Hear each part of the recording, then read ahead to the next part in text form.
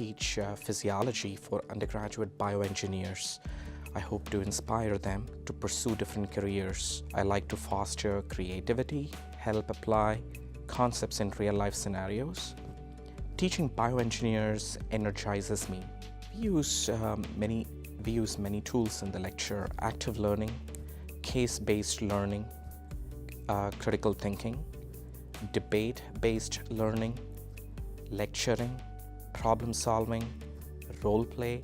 These are the different techniques that we use in the class. They get to participate in these components.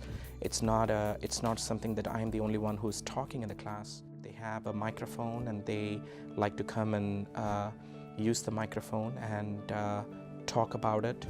And I also make sure that the interaction is professional and they really get the best out of it. The feedback that I've got from students is it has helped a lot of students shape their career. So because the questions that we have in the class, it's not just that they just know the facts, but every lecture is geared towards application, how they can take this and apply in real life. So these are engineers, biomedical engineering students who who take this class. So this is their take on how physiology is from an engineering perspective and from a life science perspective. So the best thing about this is that they know how to apply the facts in real life scenario. So I first began using transformational techniques in 2013. This is for teaching fluid balance, and the students had to apply the concepts in the course to real life scenarios. An important part of this active student learning is when we listen to what the student has to say. We use a variety of practices in the class. So what I find is that there is no one approach. So in my course, I use a balance between instructional and active learning. For instance, we have 2 lectures in each week when we have concepts delivered with some active participation. But in each week, the 3rd lecture is all about student learning, student-centered active learning. Each week, the students assume a role. Like in one week, they assume a role of a researcher, another week they assume a role of a physician, and they solve real-life problems using the concepts they learned in the lectures the past 2 days. And another example is, for example, we do fluid balance problems in the class. So the whole class participates together in solving a complex problem. So in this way, it's interactive, and they remember these concepts for a long time. It helps them with the confidence level, and they really do well in the exams following these active learning components.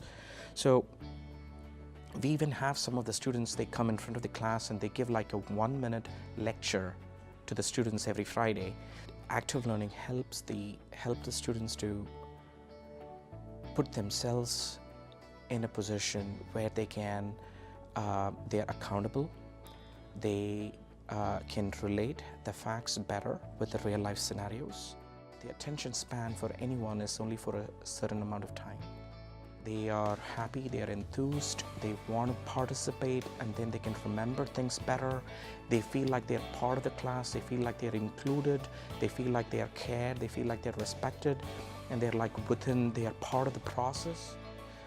The first step would be to know who the audience is.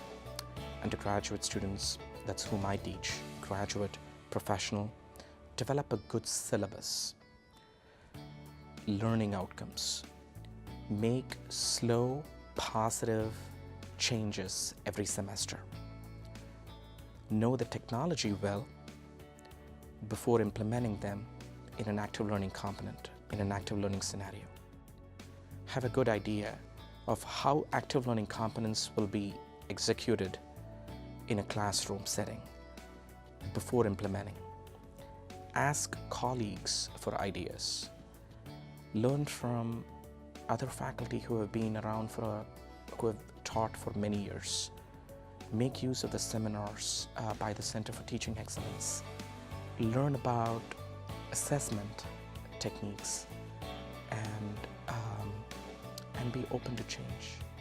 The wisdom of some of the faculty who have been teaching for a long time has particularly helped, because they have seen so many things, and there is always everything. What we see is like there is something new every semester.